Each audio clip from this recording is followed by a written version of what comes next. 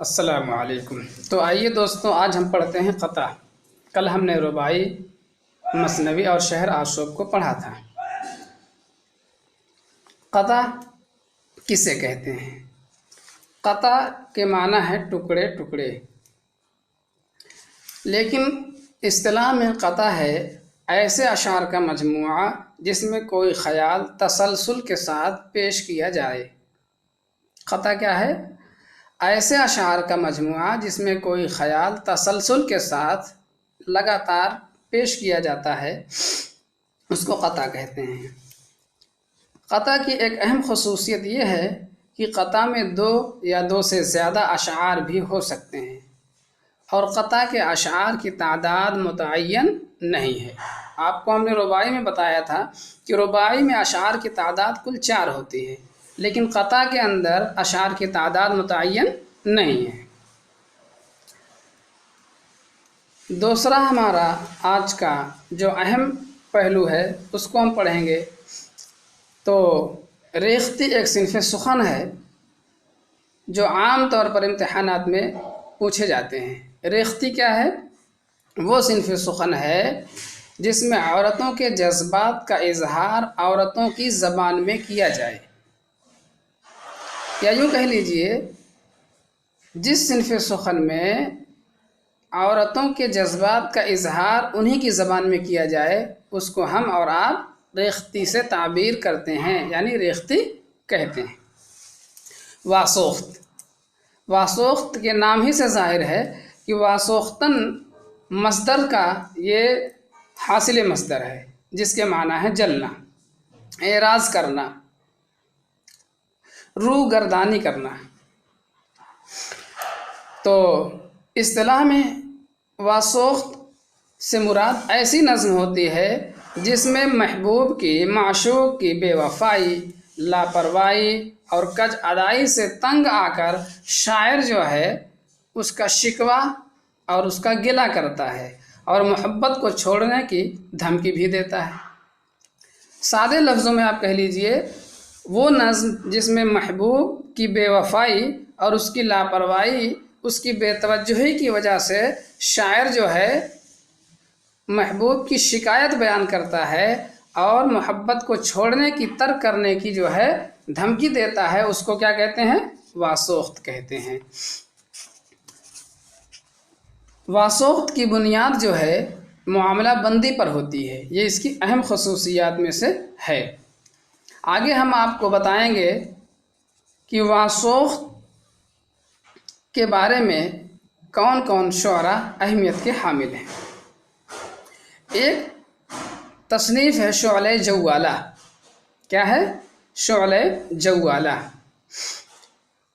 یہ مجموعہ ہے جس میں سودا کے عہد سے داغ کے عہد تک کے واسوخت موجود ہیں۔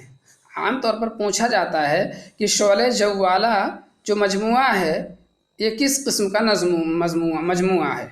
نظم کا ہے، نثر کا ہے، کیا ہے؟ تو آپ جان لیجئے کہ یہ واسوخت کی قسم کی نظم کا مجموعہ ہے۔ آگے ہم پڑھتے ہیں گیت۔ گیت تو آپ نے الفاظ بہت بار سنے ہوں گے، لیکن گیت کیا ہے؟ آئیے اس کے اوپر ہم تھوڑی سی جو ہے تحقیقی نظر ڈالتے ہیں۔ گیت یہ بنیادی طور پر حکائی صنف سخن ہے، یعنی یہ اس میں کہانی کے طور پر بیان کر کے گیت کار جو ہوتا ہے، گیت لکھنے والا جو ہوتا ہے، گیت کو تحریر کرتا ہے۔ ایسی نظم ہے جو گائی جانے کے لیے تیار ہو، کیونکہ اس میں بھرپور جو ہے نغمگی اور موسیقیت ہوتی ہے۔ اس کے اشعار جو ہوتے ہیں ہلکے پھلکے ہوتے ہیں اور گیت کا انداز رومانی ہوتا ہے۔ گیت کا انداز کیا ہوتا ہے؟ رومانی ہوتا ہے۔ گیت کے موضوع الگ الگ ہو سکتے ہیں۔ گیت کا موضوع سماجی رسوم اور تیوہار، ذاتی جذبات وغیرہ وغیرہ ہو سکتے ہیں۔ جدید گیت جو آج کے دور میں گیت لکھے جا رہے ہیں حالات حاضرہ پر تبصرہ اور تنزیہ انداز سے بھی وہ معمور ہیں، یعنی ان کے اندر حالات حاضرہ پر روشنی بھی پڑتی ہے اور حالات حاضرہ اور موجودہ سماجی جو ہمارا ماحول ہے اس کے اوپر تنظیم کیا جاتا ہے کہ ہمارے سماج کے اندر، ہمارے موجودہ ماحول کے اندر کیا کیا خرابیاں ہیں۔ گیت کے سلسلے میں کچھ شعراء اہمیت کے حامل ہیں: عظمت اللہ خان، میرا جی، مقبول احمد، احمد لاری، وامق جونپوری، اسد محمد خان، ندا فاضلی، ساحر لدھیانوی، پروین شاکر وغیرہ نے عمدہ گیت تحریر کیے ہیں اور اس میں انفرادیت پیدا کی ہے، یعنی انہوں نے جو گیت تحریر کی ہے اور دیگر مصنفین کے گیتوں سے الگ طور پر انہوں نے اپنے گیت کو بہت ہی خوش اسلوبی اور دلکش انداز میں پیش کیا ہے، جن میں ان کو انفرادی مقام اور امتیاز حاصل ہے۔ آئیے ہم پڑھتے ہیں حمد۔ عام طور پر یہ بھی کہیں کہیں پوچھا جاتا ہے امتحانات میں، حمد کسے کہتے ہیں، نعت کسے کہتے ہیں؟ تو حمد اور نعت ہم لوگ جانتے ہوئے بھی کبھی نہ کبھی غلطی کر جاتے ہیں۔ تو حمد وہ نظم جس میں خدا کی تعریف بیان کی جاتی ہے اس کو ہم اور آپ حمد سے تعبیر کرتے ہیں۔ ایک لفظ آتا ہے مناجات۔ مناجات ایسے اشعار کو کہتے ہیں جس میں شاعر خدا کا ذکر کرتا ہے یا دعا مانگتا ہے۔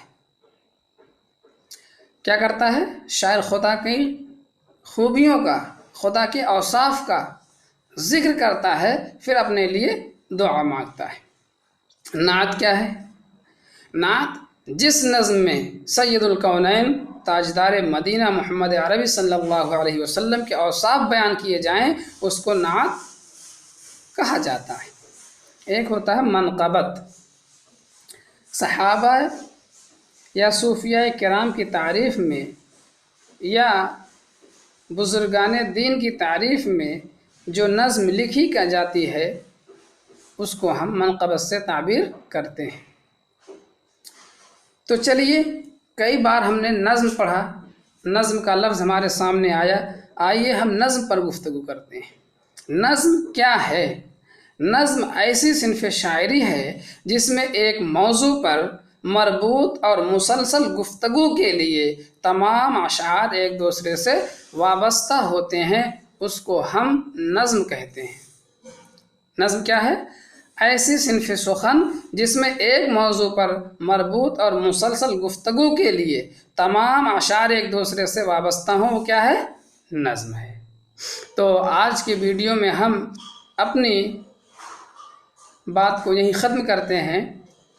آپ ویڈیو کو دیکھتے رہیے، سنتے رہیے، اور PDF فائل حاصل کرنے کے لیے ہمارے واٹس ایپ نمبر 99 190 68 863 سے رابطہ کر سکتے ہیں۔ ہم آپ کو وہاں سے PDF فائل بھیج دیں گے۔ اور ہمارے Urdu classes, Ahmad Urdu classes YouTube پر سرچ کر کے آپ اس کو سبسکرائب کر لیں۔ آنے والی 17 فروری سے ہم سیٹڈ اردو کی تیاری کرائیں گے۔ ایک بات اور ہم آپ کو بتا دیں کہ ابھی ہمارے پاس تعلیم کے جو سامان ہیں ان کی کمی ہے، اس لیے آپ کو تھوڑی بہت دشواری ہو سکتی ہے، لیکن آنے والے دنوں میں ہم آپ کے لیے بہتر انتظام کرنے جا رہے ہیں۔ السلام علیکم۔